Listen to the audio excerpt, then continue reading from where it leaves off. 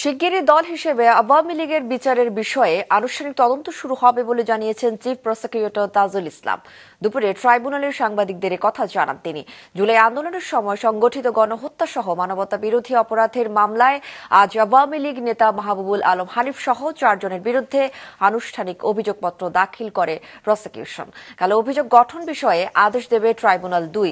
কুষ্টিয়ায় 6 জনকে হত্যা ও আরও 3টি অভিযোগে এই অভিযোগপত্র দাখিল করা হয় গত জুলাইয়ে। অন্যদিকে জুলাই আগস্টের আন্দোলনে রাজধানীর চানখারপুলের শহীদ আনাস সহ 6 জনকে গুলি করে হত্যার ঘটনায় দায়ের করা মানবতা বিরোধী অপরাধের মামলার 9ম দিনের সাক্ষ্য গ্রহণ চলছে আন্তর্জাতিক অপরাধ ট্রাইব্যুনাল 1-এ।